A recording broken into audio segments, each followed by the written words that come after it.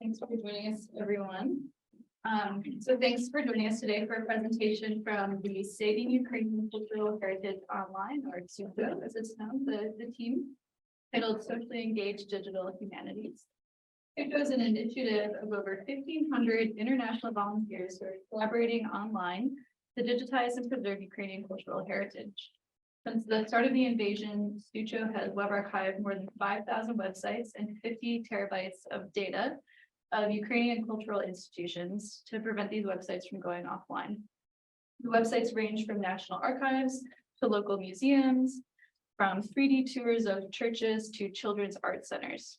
And you can see the artifacts on SUCO's websites, from an online gallery to a meme wall and lots of other things. And there's also artwork outside, which I think the team will mention, talk a little bit more. SUCO has received international attention and has been featured on CBS News, PBS NewsHour, among many other outlets, and even has the support of Pearl Jam. Is that right? We'll get to that. Yeah, right. So no spoilers. So we're so fortunate to have the SUCO team here, and I'm really excited to introduce them. So we have Quinn Dabrowski from Stanford University, Anna Kihas from Tufts University, Sebastian Majstorovic from the European University Institute, Andreas Segerberg from the University of Gothenburg, Julia Gossart from San Jose State University, Sam Dabrowski from Malcolm X Elementary, Erica Peasley from Centurion Solutions LLC, who is on Zoom, and then Anna Rakityanskaya from Harvard University. Is Anna? Who may or may not. Us. We'll see if she shows up. Yeah. So join me in welcoming the SUCO team.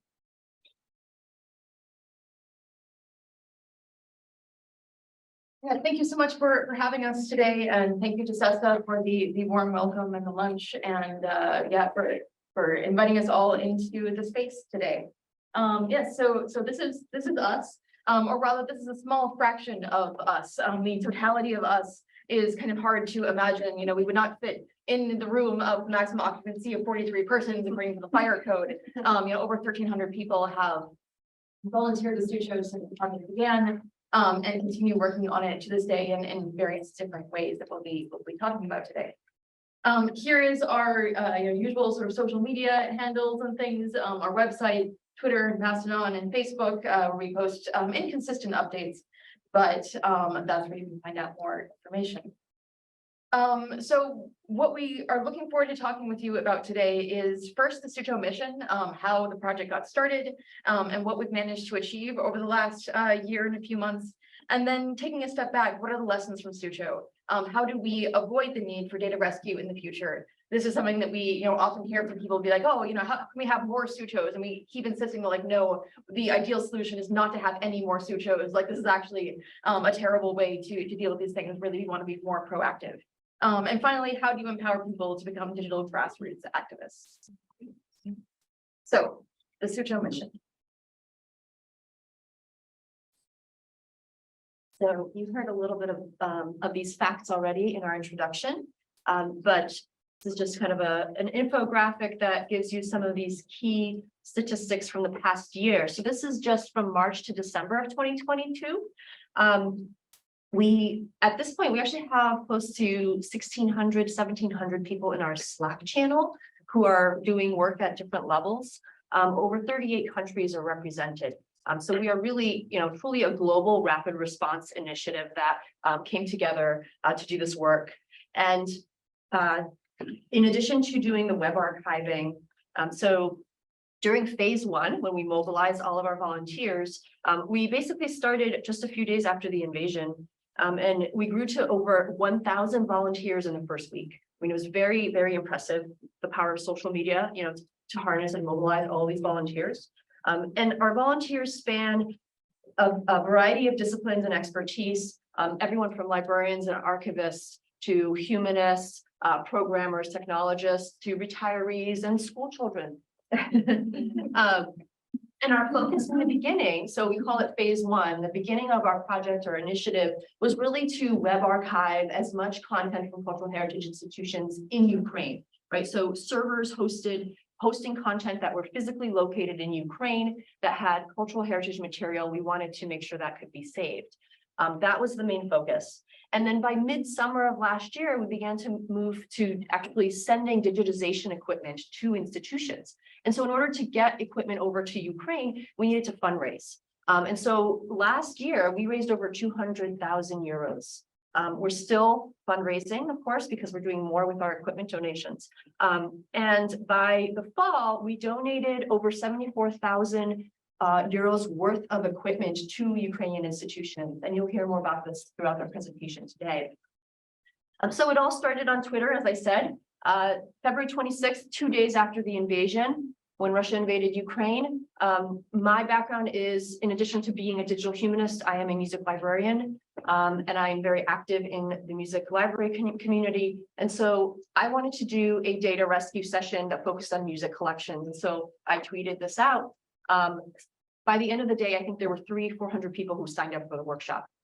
And so this response from Sebastian came in, maybe we could reach out to Web Recorder and look at browser tricks. So this kind of started the ball rolling, right? Sebastian was already doing some work on his own. He connected with me.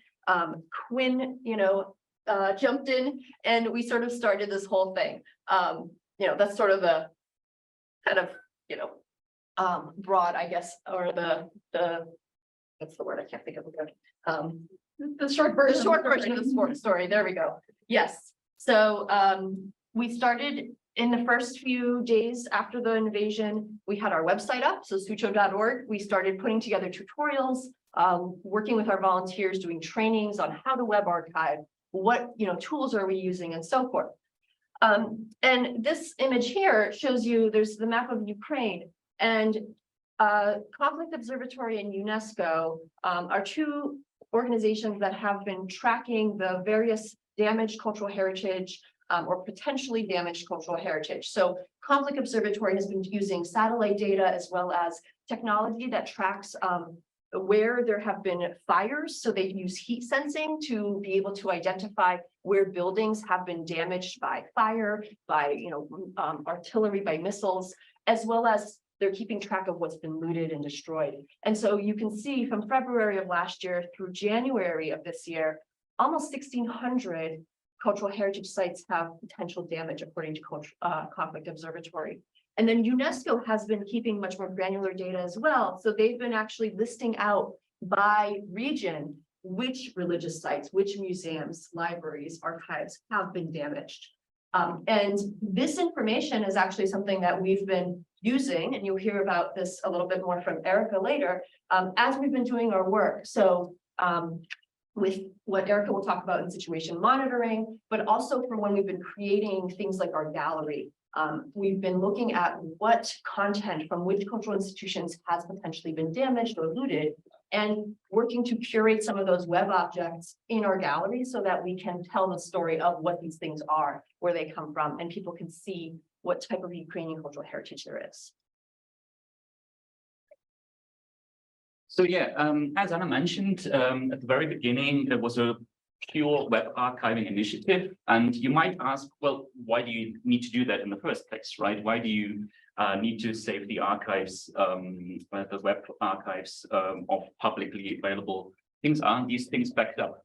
Well, they might be, but in a crisis situation like you had in Ukraine, war is not the only situation, the scenario you can imagine, but who's going to take care of the backups as you have to go to the front or you have to flee? That was the main idea.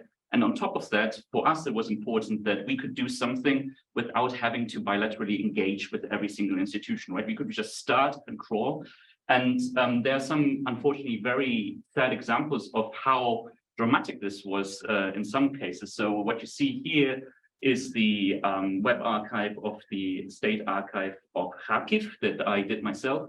And it's obscured by the Zoom window now, but you can see this was 3rd of March in the morning. And I had finished the archive of around 100 gigabytes of data that was on there. So there's census data, there's like original files, primary sources of people that have been shot or sent to the Gulag. So really irreplaceable, historical evidence for some of the things that happened during the Soviet Union.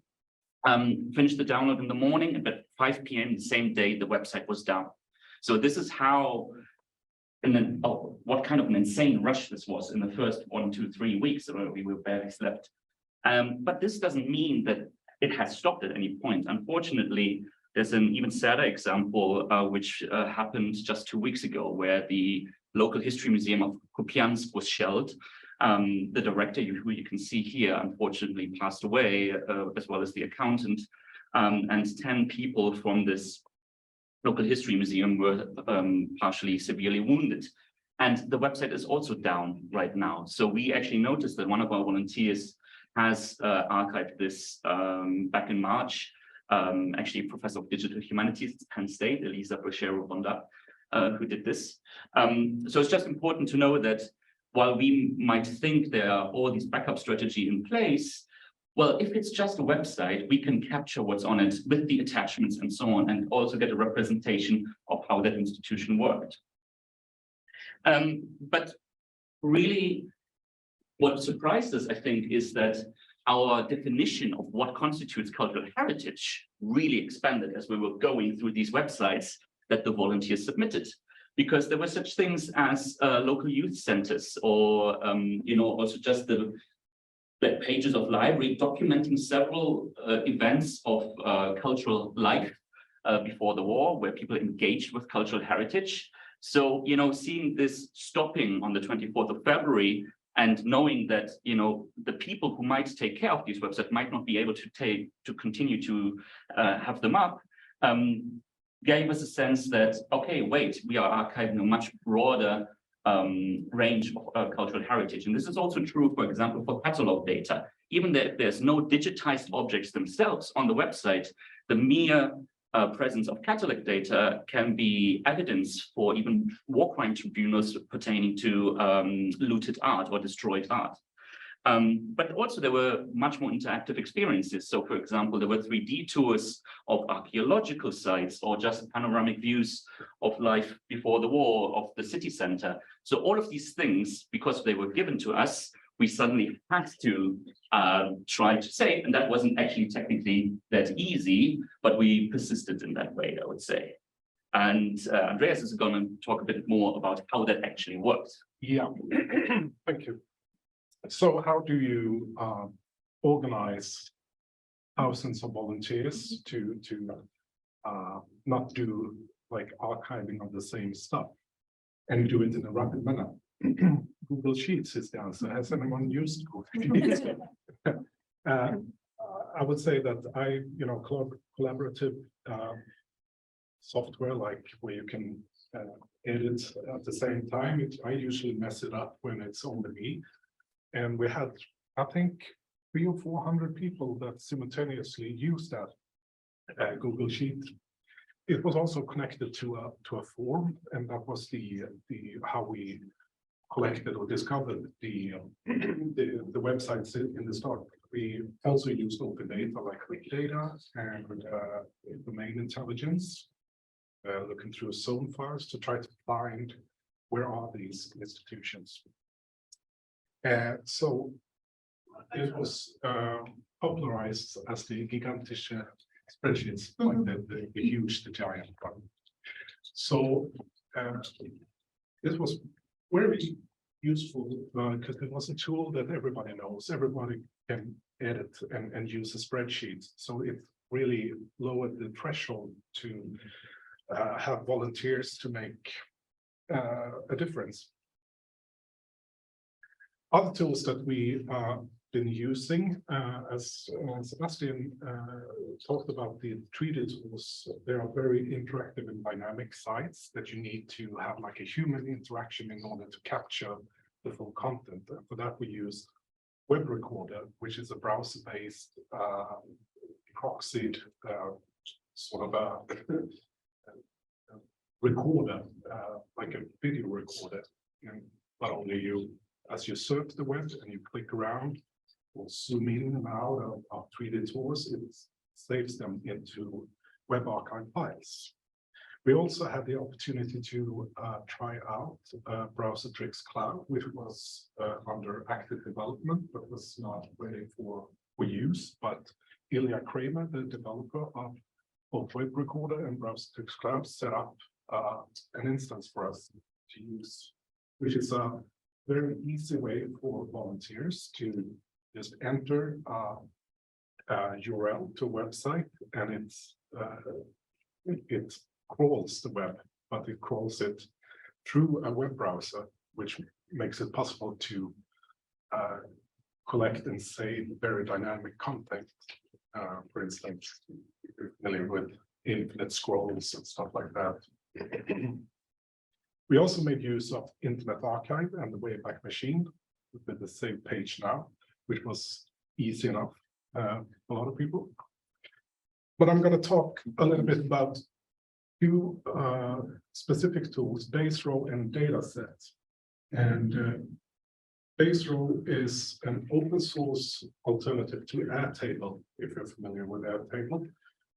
It's more or less a spreadsheet-like application, but it has the ability to link in between rows. So it's more like a relational database. So you can mitigate that you have like redundancy within records because you can link them instead. So we've been self-hosting this as an open source tool.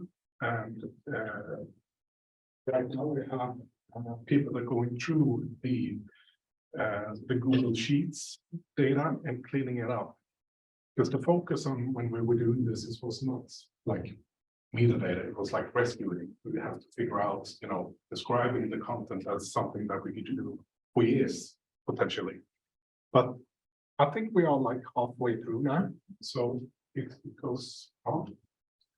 And the data that we cleaned up, we are now, it's not published yet, but we are using dataset for a discovery system. And dataset is a tool for exploring and publishing data, which helps people.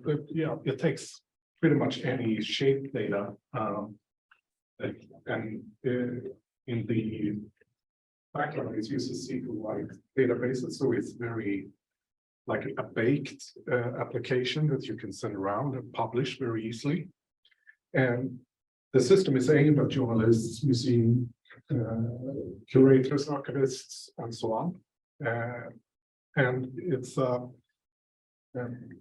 would say like a what do you call it? Like an ecosystem of plugins and tools, and it has a very easy way of adapting and customizing the look and feel through a template engine.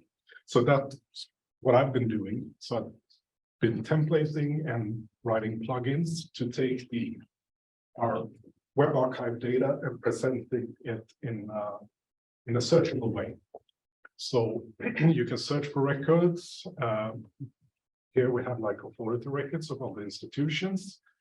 And an authority record is then linked to a resource record. In this example, we have the Museum of Dead Planes, the Crash Museum. And it also offers an API, so we can do more stuff with this data. So it's a very interesting system for publishing. And now it's Erica, I believe. Yep. Yeah. So as Seb had mentioned earlier in this talk, that the first couple weeks of this war were very chaotic for Sucho, and there were a lot of sleepless nights. And witnessing that, I have a background where I work at an emergency management firm. So I just started to think how we could prioritize the most at-risk websites or cultural thing online. And that's kind of how situation monitoring was born. I would start talking about, well, this place had an air raid alert and there's some servers in this area based on these IP traces, so on and so forth. So it turned into an entire channel. And I think we have about 50 people, not all working at once. Right now we just have me and one or two other people.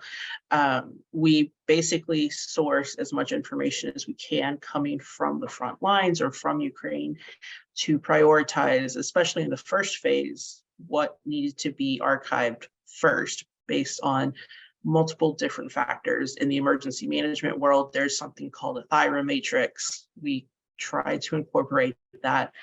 And as you see in this tweet screenshot, when we had started doing Google Map sweeps just to make sure we are capturing all the museums in a location before they went offline and that we didn't miss anything, because there is a gap between what Wikidata and most main sources of information have about Ukraine and what is actually in Ukraine. So we had to do a lot of sleuthing. And so down there you see the Azov Maritime Museum, which is in Mariupol. And I just was checking Google Earth today and noticed that some locations in Ukraine, the imagery is actually since the beginning of this war. So you can see that the Maritime Museum, probably about 6 months ago, didn't seem to be damaged, but only a few kilometers away, one of the looted museums, there is significant amount of damage to the building. And as we all know, the art has been looted in some sense from that building. And that kind of brings us into phase 2, because our team has the awareness of what is going on with looting. And my undergraduate background is in art theft during World War II. We started to work with organizations like the Art Loss Register and other agencies that work with enforcement, that work with Interpol and Europol to track art crimes and art theft, because the metadata that we've been collecting and that Andreas kind of gave you a short tour of, it's turned out there's a purpose for that, not in just documenting the information we have, but we can try to turn this into an actionable set of metadata, which is what I've kind of dubbed it, to turn over to authorities and people who in the response and the rebuilding of Ukraine could use this to either find the art or enforce it. So I'll turn it back over.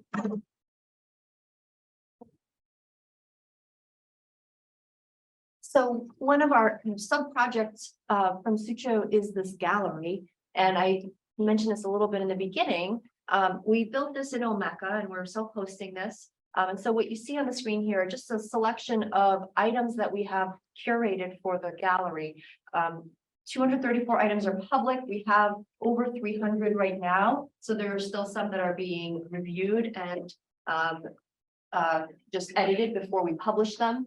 But our goal here was really to raise visibility of Ukrainian cultural heritage, to highlight some of the works and objects that we were web archiving and the institutions. And as I mentioned earlier as well, with some of the kind of higher risk institutions that were being either looted or damaged, we were prioritizing and looking at those lists from UNESCO and from the Conflict Observatory to identify some of those, ceramic works, for example, or paintings and other media. This is also part of our gallery. So this just launched last week. We have our first exhibition that we co-curated with a class. I'm at Tufts University, but one of the professors from the University of New Hampshire, state up from Massachusetts, reached out to me and said, how can we work with our students to help Sucho? And so we came up with an idea to actually have them curate an exhibit in the gallery. And so they looked at the collections that we had web archived and they identified jewelry and costume that they wanted to curate. And so this exhibit is online, it's published now, and you can read the introduction, you can look through some of the objects. The students did research, they learned about the different types of jewelry, the different types of metalwork, all the way from ancient to modern metalwork and jewelry. And so one of the things that was really powerful was the students, some of them were not very familiar with what was going on in Ukraine. They kind of, knew that there was a war, but they felt very removed. And by the end of this work, they felt like they had really learned quite a lot about the culture and had a better sense and understanding of what was going on. So it was a great educational opportunity, and hopefully we'll have more educational opportunities like this with the gallery and other parts of Sucho, like the meme wall, for example. The meme wall. The meme wall. So the meme wall was developed by Anna Rakikatska, who's a Slavic librarian at Harvard, along with Simon Wiles from CIDR at Stanford. basically we have a Google form and anyone from anywhere can submit a meme that they found online somewhere. There's a URL field where you say where you got it. And we have rich metadata for every one of these. We have a transliteration of the text. We have a translation in most cases. We have various form fields to fill out about like what template is it using. And this is, as far as we can tell, actually one of the largest and most richly annotated data sets of memes like anywhere on God's green internet. And so you can imagine all the potential applications, you know, be it sort of like research on the war. I mean, these are historical documents that, you know, unlike our other data where our focus really is on digital repatriation, you know, we see this as a collection that like we want historians to use in the present and the future. But also for things like, you know, machine vision and machine learning, you know, there isn't another data set that's quite like this out there. And every day people are adding new memes to it in many languages. Anna goes through and makes sure everything is looking all right, you know, removes anything that's, you know, pro-Russia, and then publishes a new set. So every day you can go to our meme wall and find more funny memes about the war. And it really, you know, sort of is a way to chart the trajectory of the war, all the ups and downs, all of the moments that everyone experienced collectively throughout the war, whether they were in Ukraine or abroad. Erica. Isn't this funny, Erica?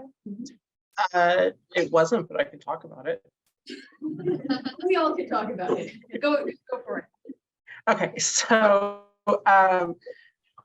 one of our coordinators, Dina, came up with the terminology of digital Dunkirk to pretty aptly describe what we've been attempting. As you can see, we had a lot of computers going. We had Raspberry Pis, my 2000 Mac that's still kind of not restored, but it's doing its best.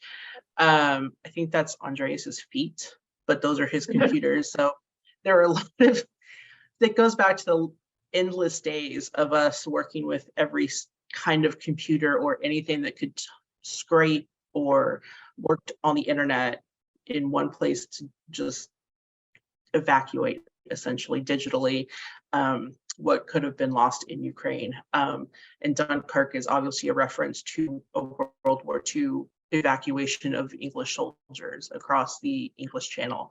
A lot of civilians jumped in with their own personal boats and evacuated them from France. So yeah, Dina came up with it and it's very accurate. Good one. And so we also ended up, you know, involving people in all walks of life, all phases of life. Originally, we had a volunteer in the UK sit down with his daughter and archive a website. You can see in the picture up on the upper right. And I thought to myself, I too have children. And so I'll turn it over to one of them to talk a little bit about what he did.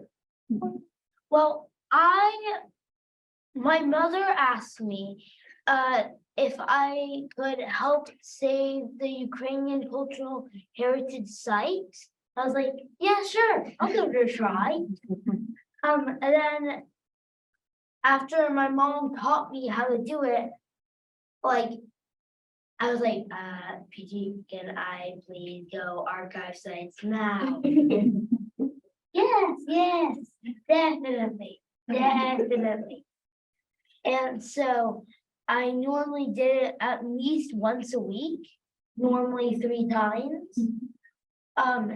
And the picture over here was when, like, the second time I did it after my mom like taught me and I like got the system well.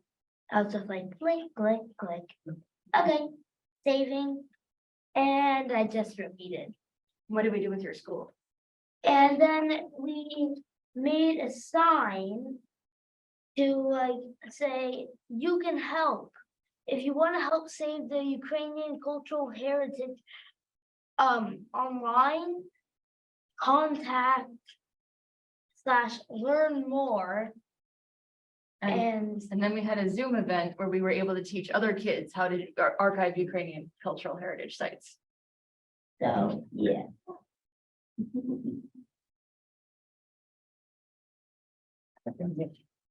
And yeah, I think probably, you know, Sam's only one example of the people that really took part that we might have not expected, right, to join. There were retirees, there were all sorts of people, and looking at this experience of Suzhou, we kind of try to reflect a bit on what we did there and what happened and what does this all mean, maybe also outside of the context of the current, crisis in Ukraine. And it's not a crisis, it's a war of aggression, but, how can this be translated into other situations where things like that might be necessary, although we would like it not to be necessary. So thinking about Sam, I think at least that we really can claim that anyone can be an archivist, right? I think one of the keys that really impressed us is that, there were so many lay people that suddenly upskilled themselves through the amazing work of Quinn and Anna, of course, in explaining and writing tutorials of how to use really complicated software, right? For the technicians among us, people had to learn Docker and the command line to be able to save websites at the beginning. And the really fascinating thing to see was that as soon as a person claimed a website, said, okay, I'm going to take care of this one, they wouldn't let go, right? We had amazing stories of people saying, oh no, I'm running out of space, because if you try to download a website, it's basically like sticking a vacuum cleaner into a body of water and not knowing whether it's a puddle or an ocean. You don't know how many gigabytes it's going to be. Could be 12 megabytes, could be, our biggest archive is 1.4 terabytes, right? It's full of videos. And so we heard this volunteer say, I have no more disk space, but it's all right. I'll uninstall all my games, right? And we saw this time and time again that once people said, okay, this is my job, I will take it on no matter how. So that's really inspiring, and it really also, thinking about the work that Quinn, for example, is doing here at Stanford with the Data Studies Club, really convinced me that, all the personal archives out there of people like saving cultural artifacts, especially digital born artifacts, are just as important as the institutional ones that we create. And I don't know if anyone knows this, but for example, there's this extremely prolific community on Reddit of archivists who are hobbyists, but they, brag about the amount of terabytes they have in their NASs, and they really try to say, for example, fanzines, all the kind of stuff. These are the people that actually go deep into the collections of the Internet Archive and really try to find the things that they care about, right?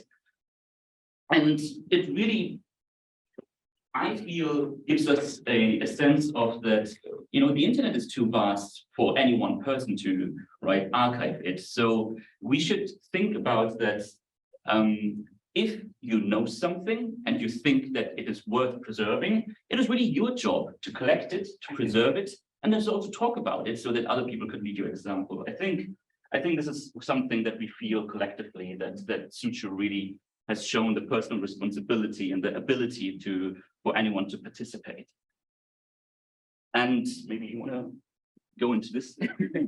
Sure. Yeah, I mean, I think one of the other kind of food for thought that comes out of Suzhou is thinking about this relationship to open culture. And, it was only the things that people had digitized and put online that were then available for us to do anything about. Like obviously we couldn't, go fly over to Ukraine and start, wrapping up, statues and artworks. Like, I mean, logistically, that's not possible. But by putting things online, not behind a paywall, not with complicated access restrictions, all of a sudden there are more people in the world who are in a position to be able to help when there is an emergency like this. And it doesn't have to be a war. Natural disasters, political censorship. We ended up getting in touch with sort of tangentially with a group of folks who were creating an initiative called Save Hong Kong Online, where they were trying to archive newspapers that were being shut down in Hong Kong before they were completely removed.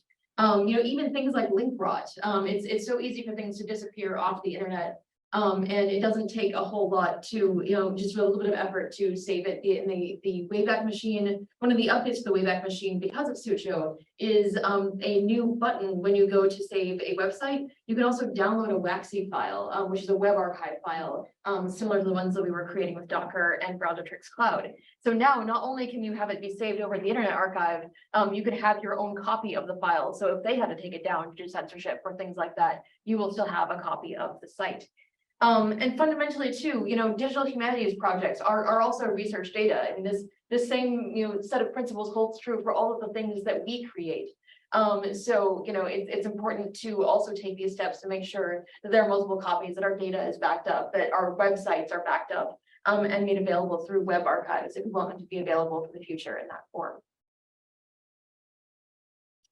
All right, maybe I just jump in there really quickly, but in that sense of what could be lost, right? It's getting worse and worse with the digital born production using the platforms that we use to create content. Since these are proprietary commercial platforms, you don't even get to notice sometimes when it disappears. So some of the, elder millennials among us might remember MySpace, as a very creative space where lots of music was created, right? Lots of our favorite artists did their first demo tapes and so on. And you might not know this, but MySpace botched a server migration. And so 3 years ago, they lost all the data for 2016. Gone, forever, nothing left, right? Not even like GeoCities is better preserved than this.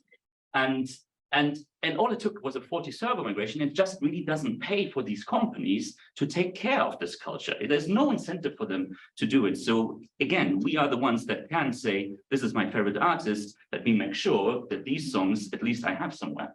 And the second example is a more personal example from my experience. I founded a web radio with friends at my research institute, the European Research Institute. And when you try to make podcasts and web radio content, you have to upload it somewhere as and so in order for people to have an audio player that they can embed in a website. And we used Mixcloud, which is a very popular platform for radios. And just in November, we got a sudden email. We didn't see the email. But all of our content, which included more than 200 tracks, audio files, got depublished because they changed their pricing structure. And the new pricing structure said that you can only have 10 published items online. What they didn't say, though, was they depublished all the other 200. So even the embedded content from blogs disappeared. These were research projects that had content from there. And in order for me to actually archive this, first we had to pay 100 euros just to keep it up, right? But then I wanted to make sure that it is archived now. I actually had to resort to an illegal piracy tool to download my own content because there is no export button. How insane is that, right? So it's really important that we become aware that digital born content is just more ephemeral and even more at danger than some of the physical and digitized objects that we might have. Erica? It's definitely Erica. Yep. First of all, I don't like being called an elder millennial, but Seb, I'll let you pass on that one. So before we got to Sucho, Ukraine had not digitized basically any of what they had in their institutions. Ukrainian State Archive, you can see was 0.6% digitized. There had been a lot of inventory gaps and digitization gaps that are affecting response, not just for us, but for ICROM, Blue Shield today. And now, especially with a lot of infrastructure attacks, there is not a whole lot of electricity to digitize. And Seb can get into the donation stuff later, but this is where our equipment donations of battery powers and scanners help. But the key lesson that we took from this is that it helps to be prepared and to already have things digitized, because once we started archiving stuff, institutions were reaching out to us directly saying, we are one of those that do not have anything digitized. Could you help us with this? And then back it up. So the key is to really be prepared for the worst. Hope you never have to use it. But two of my favorite words are continuity and redundancy. So if you have a flash drive and another flash drive and it's on a cloud somewhere, someone will have it for restoration, hopefully at the end of your war, natural disaster, what have you. And it'll also let you continue rebuilding both in person and online. You have a record of what was going on when operations were not operating as normal. So. And so what Erica alluded to is that we now have an equipment fund. That's something that we really couldn't imagine, right? We are very much nerds and digital people, so we wouldn't think that we would venture into the physical world. But by conversations with Ukrainian, cultural workers on the ground, like how else can we help? Well, we really care about digitizing now because we don't know what might happen tomorrow, right? But this is hard if there's no pre-existing wide training in these best practices, and you also need to let go a little bit of what you think might be the best way to do something because it's just not appropriate in that very moment, right?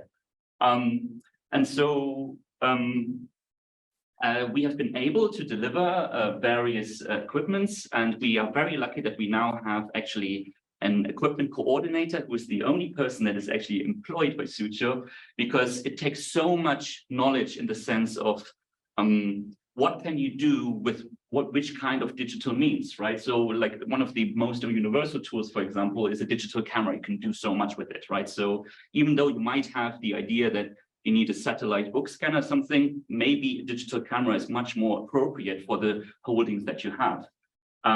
But yeah, it included electricity. It does include electricity, especially during the winter time, but simple things like laptops and so on. But we also try to, donate book scanners as the one as you see above, which is actually in the Cherkasy Regional Library. And this is something that we got connected through Julia.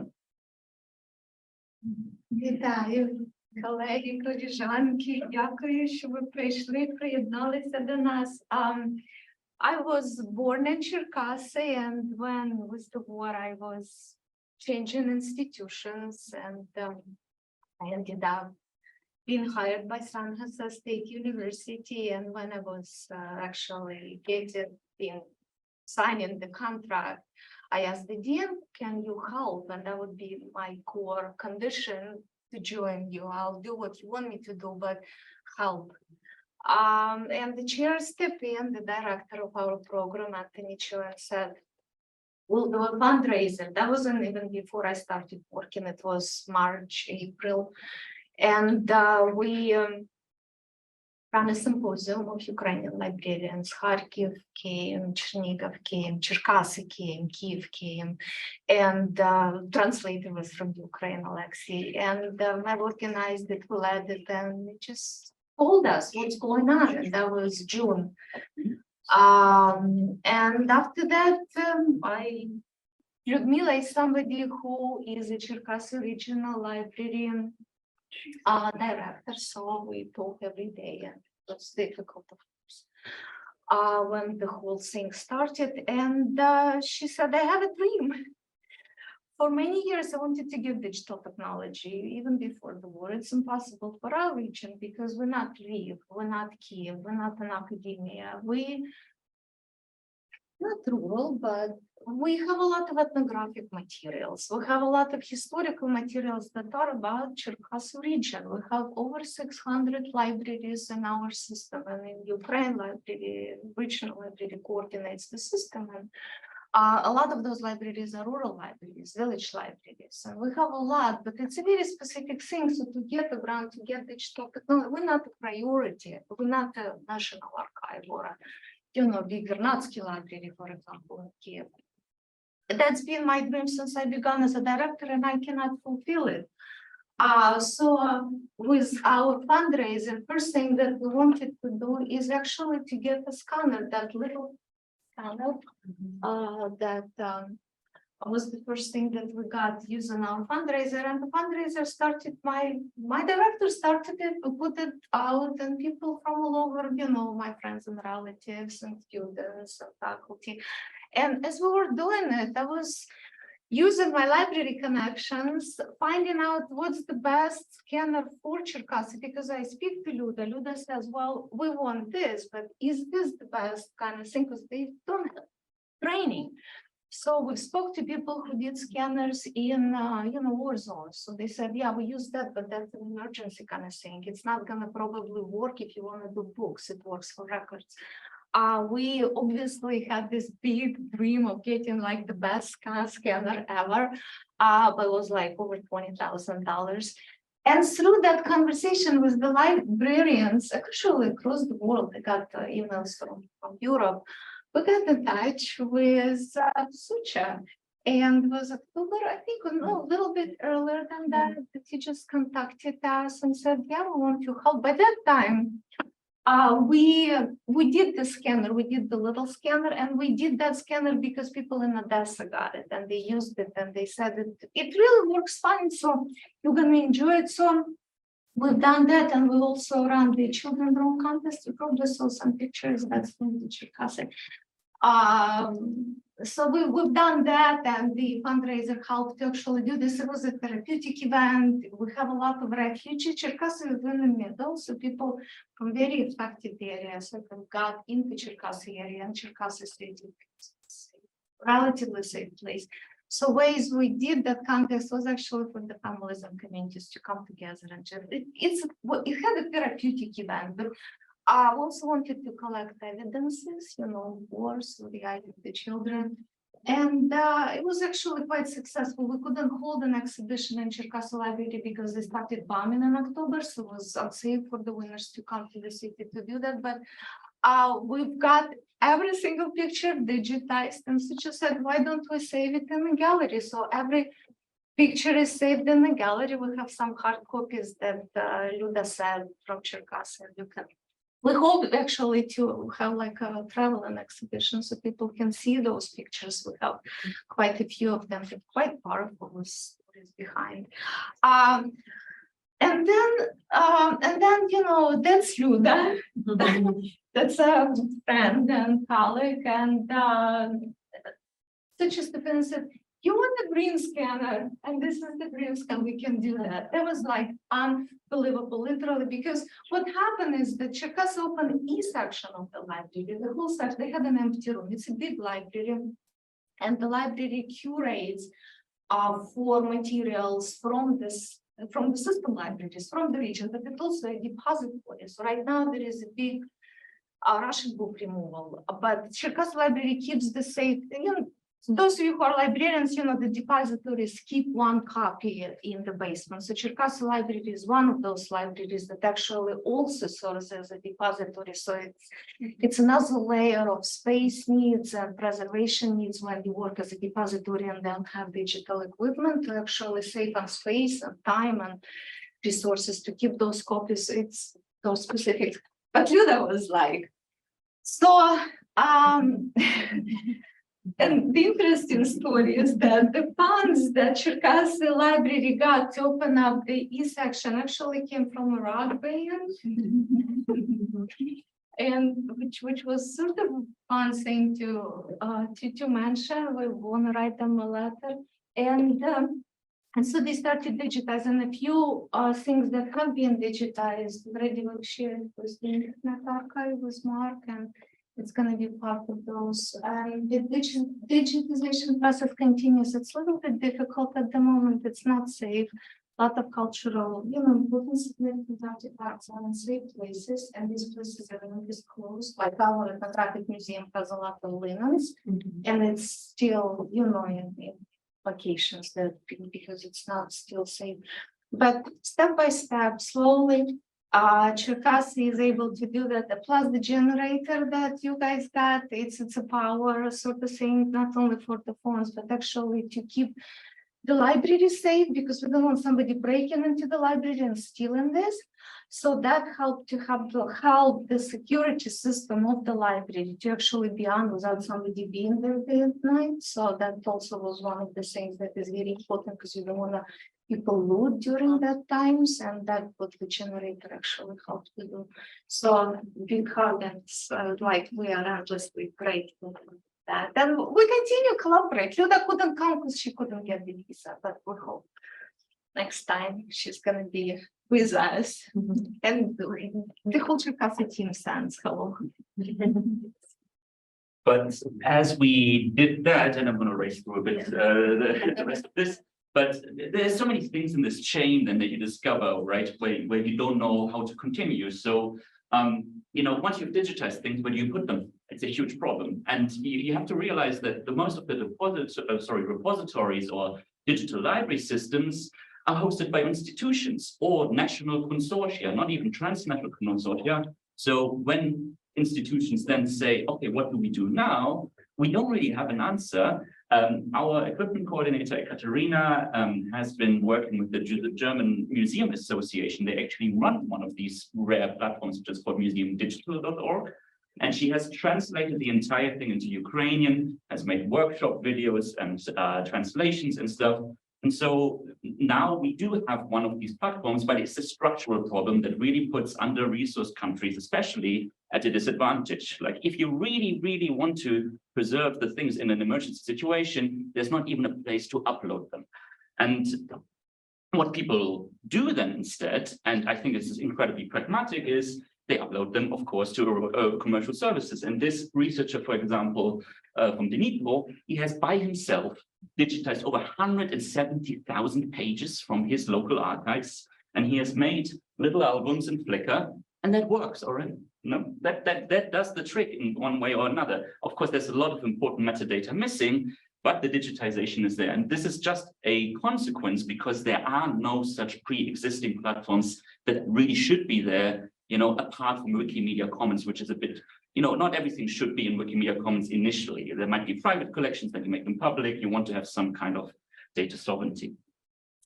And we could do all of these things, you know, only because we have so many partners, including technology partners, people who donated servers and in-kind things or money to the equipment fund.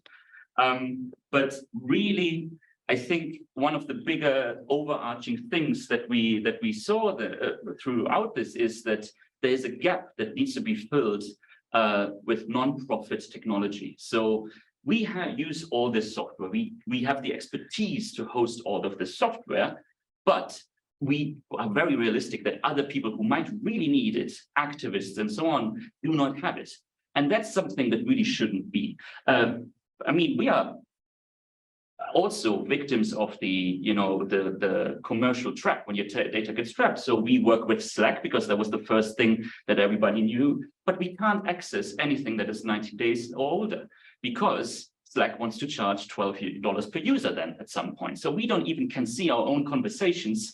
We have ways to archive it because we know, yeah, but like it's a really like big technical challenge. So how could you expect anyone who needs these powerful tools that can enable a lot of people to collaborate to deal with these kind of technical challenges? There's really a need for non-profit actors to step in the middle there. And I think it's possible, that's the point, because we are starting to do this, right, with things like Mastodon. It's not so strange to have a Mastodon instance these days. People are getting more like open to the fact that, you know, I want to get the data back, but I think the key thing that maybe is difficult for institutions is that if you do such a thing, you need to open it to the general public worldwide and need to give it away for free, right? You need to, Stanford is doing some of these things. It's hosting things like Palladio or DH software that is there for anyone to use. So it's not a foreign concept, but we just see that it's impossible if you don't have 1,500 geeks strewn across the world to get these tools actually running and going and providing to the people that really need them. And some of the people that could really use these tools are really important civil society members. So, you know, cultural workers, independent researchers, indigenous communities, volunteer groups, community organizers, but also people at risk, right? Dissidents, political opponents. All of these people can profit if you have open source software that is hosted and installed and maintained by other people. It's not the case yet, but I think one of the big takeaways is that we really need that. because some of us even come from initiatives, socially engaged initiatives before we even started Suture, like Andreas. Yeah. Have you heard of the project Documenting the Now? It's a project that's been running since 2014, I believe. And Ed Summers, who works in the University Library here at Stanford, is one of the technical leads on this. It's a Mellon Foundation project. And I've been involved in this project and this community for several years. And the project was an effort to collect social media and that was related to the aftermath of the killing of Michael Brown in Ferguson, Missouri. And social media, and especially Twitter, was where activists and protesters organized and disseminated like content from this. And I think it was the Ferguson Public Library that wanted to do like a collection, I guess, you know, to save this as an important event in the history of Ferguson. And so Ed started to collect a lot of Twitter tweets. And as you can see, there is a screenshot of an email that he got 2 weeks into the collections where a private like security company contacted him because they had like missing parts of their own collections and they were hired by the police, I believe. So this community there's a lot of people like Ed and Ilya Kramer who created the web archive software have been involved in this community that is not only developing software, but also like best practices for ethical archiving of social media content. And it's an online community with 600 something active members that we discuss topics around archiving social media and ethics. And there's also a community outreach, which is called Archivists Supporting Activists, which is a peer matching network, which is designed to help activists to find archivists themselves to help them into archival practice to support them to build the archives of themselves, basically, which kind of who's going to do the next? All right, so with that wrapping up, what we're doing next is a program that we're calling Memory Savers, with this question of who's going to operate the digitization equipment that we donate. And there's not very much by way of training in digitization best practices. So we've developed and gotten funding for a summer internship program for next generation digital preservationists. So we're actually putting students, on these funded positions in museums to learn how to do digitization and work with the museums on both the digitization and like a digital project as the outcome of this grant to actually be able to help them put the equipment into practice and also train the next generation of cultural heritage workers. So yeah, our position here is that digital humanists have a duty to digitally empower others. It's more than just the work we do on our own scholarship. When the moment comes, what can you do to step up and support people and things that you care about and are invested in, locally and across the globe. So thank you.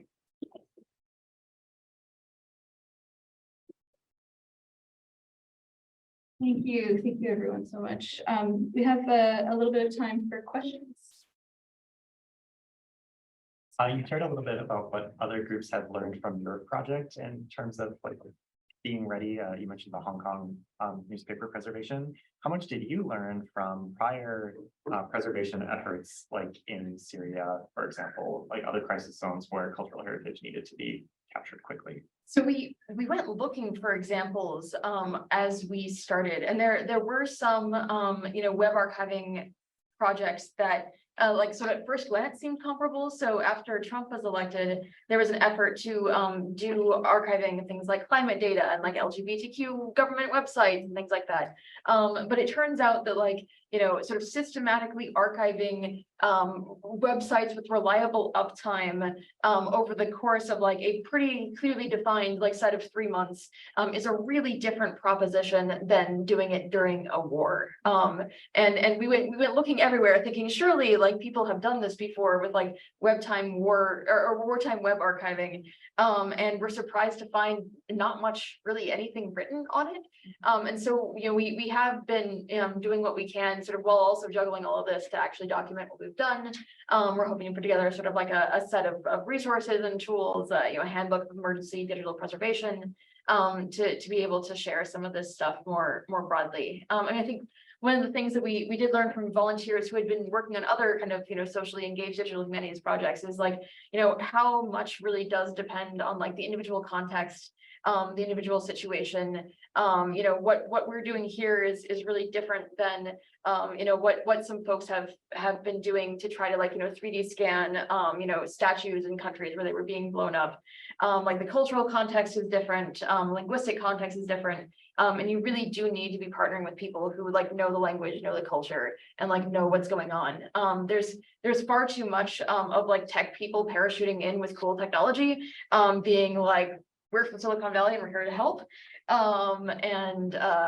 Yeah, we try to not do that.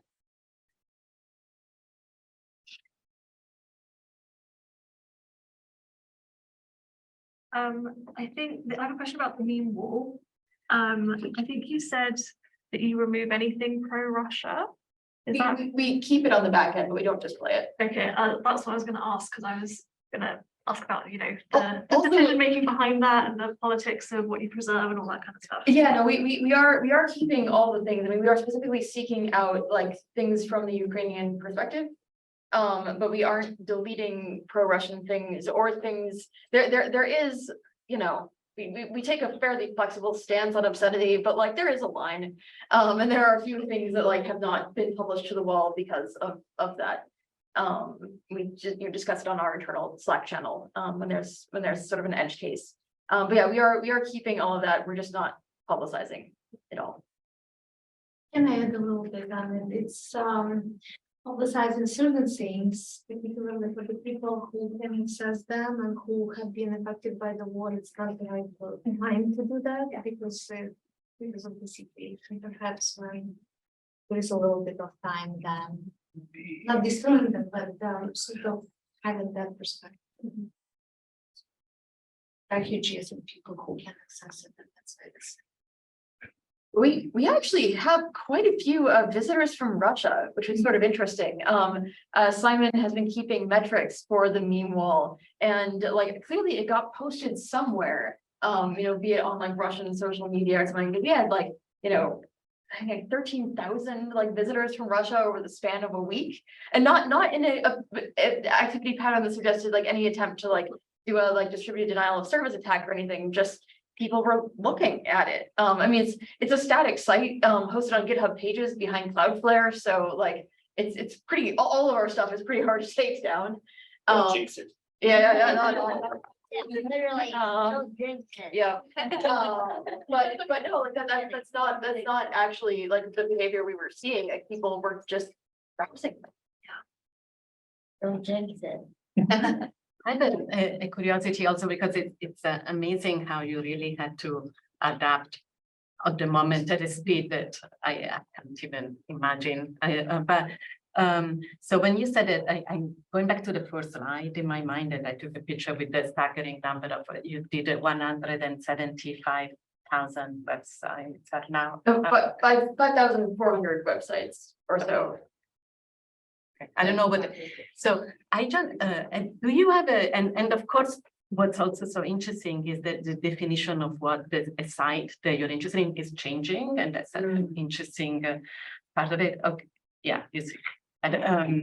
but do you have a sense of like, if instead of one imagine another visualization, like how much did you do, how much more is there? Do you have a sense of that? Like as this quantity is shifting under your, I mean, like you are making it more visible. Do you have a sense of what art could be, or was there to begin with I'm just also thinking now of one of our colleagues here, Grant, who is doing this Museum of Museums and is getting a sense of all the. So was there a list to begin with, or was that really happening on the ground? There were a lot of bad lists, a lot of lists of broken links, like Wikidata.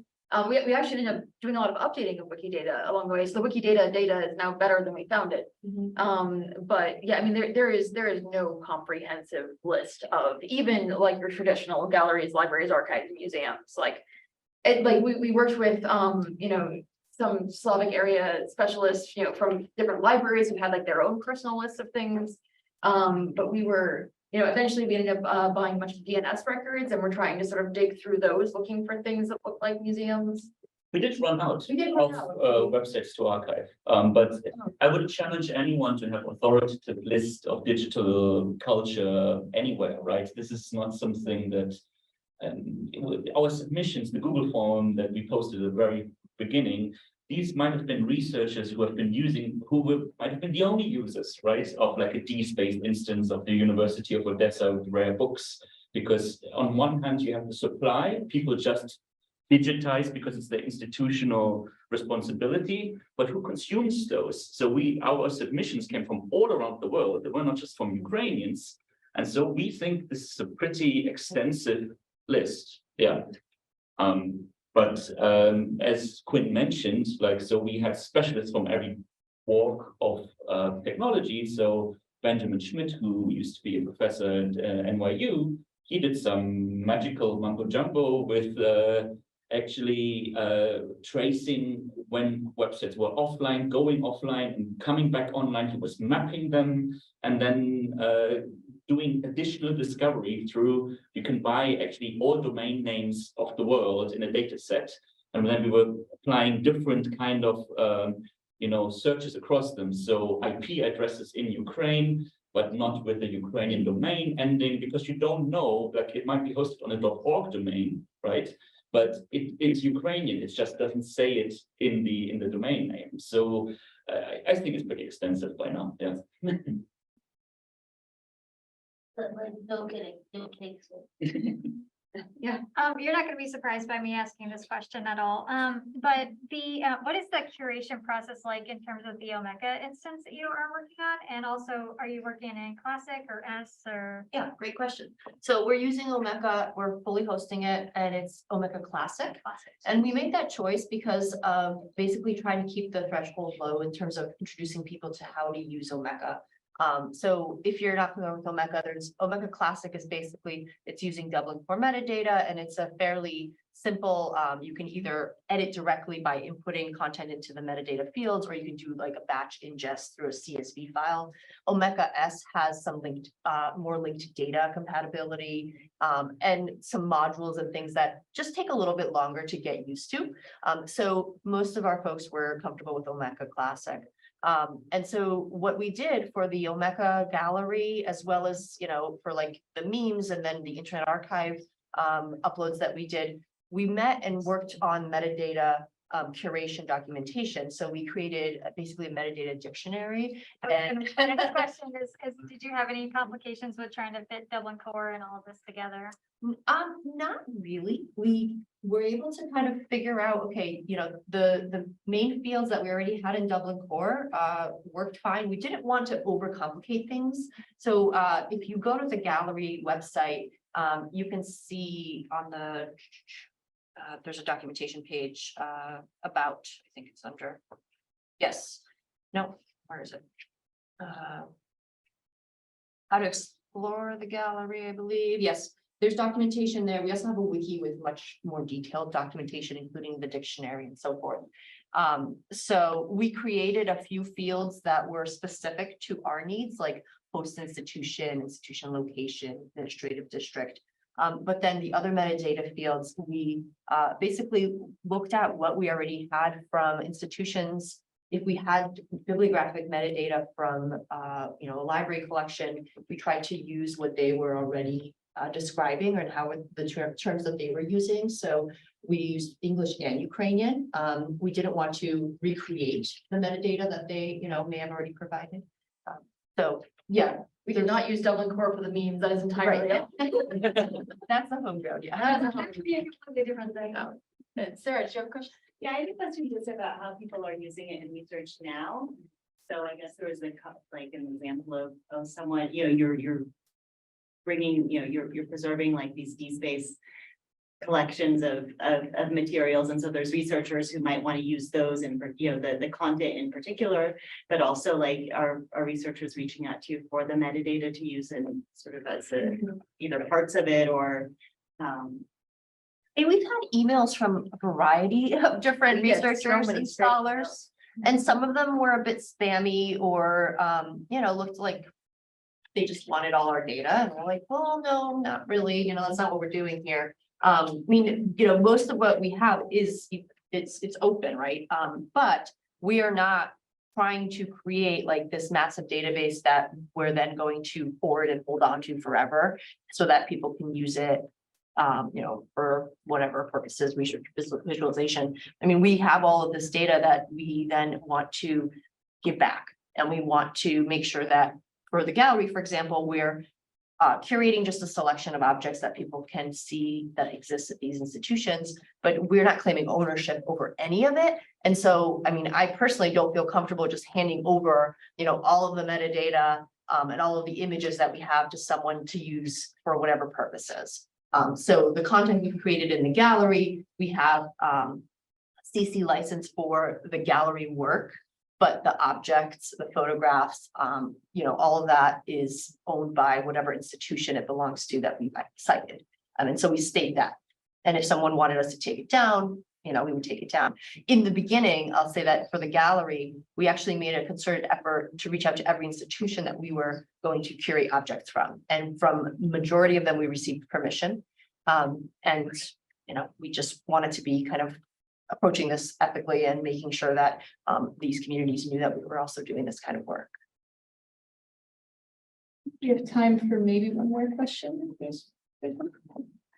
So first of all, I just wanted to thank you for the great job you do. I'm a manager at the art organization from Ukraine, and shame on me that it's the first day when I thought about preserving what is already in there, instead of creating something new. So thank you very much for this eye-opening experience. And my question is, do you archive only like state-owned websites? Because from what I've seen, like, All over the place. so Yeah. private. Okay. Anything that is that anyone like in our volunteer pool deems to be cultural heritage. So like I went down a rabbit hole for a while looking for Ukrainian fan fiction. And that was my contribution. Yeah, children's after school programs, children's libraries with blogs that have poetry and pictures, like really all kinds of wonderful things in this collection. Awesome. And especially because volunteer created content might be even more interest, right? I remember a historical society, unfortunately, I don't remember from where, but they had done invaluable work of local history, right? And this is definitely down. It was just a WordPress website. It's like, when you say just WordPress, like the most valuable data we have is just from WordPress website, right? It's like a bunch of PDFs or even DJ views, like very, very sophisticated and rich files. But yeah, I know, for example, this local history society, it's easy to imagine that nobody in this situation could take care of that, where maybe a state institution can bring it online, back online at some point. So yeah, no, anything goes. All right, well, thank you again. Thanks for presenting.